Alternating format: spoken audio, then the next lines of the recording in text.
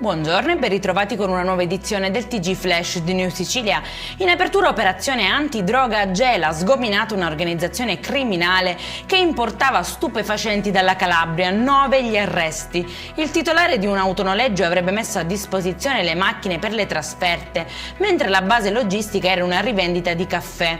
I profitti del sodalizio sono stati quantificati in circa 40.000 euro a settimana. È stata riaperta solo alle 23 circa di ieri l'autostrada A19 Palermo-Catania dopo il tragico incidente che ha provocato la morte di Massimo Frumenti, 57 anni, romano ma residente nel capoluogo etneo. Nel violento scontro tra due auto sono rimasti gravemente feriti anche la moglie e il figlioletto. Fermati 3 tunisini che avrebbero ucciso con coltellate al petto un 21enne durante una furiosa rissa a Santa Croce Camerina, nel Ragusano. Sarebbero però una dozzina i coinvolti negli scontri, quindi le indagini proseguono finalizzate a definire le esatte responsabilità di ognuno.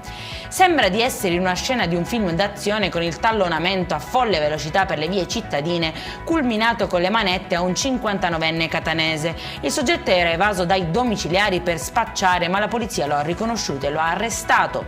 E in chiusura la Sicilia affronta una grave crisi idrica nonostante le piogge, con sprechi e mancanza di infrastrutture adeguate. Coldiretti denuncia la situazione critica per gli agricoltori e afferma in una nota: da ore diluvia, ma non solo la pioggia non è stata raccolta, ma si presentano i medievali problemi di allagamento.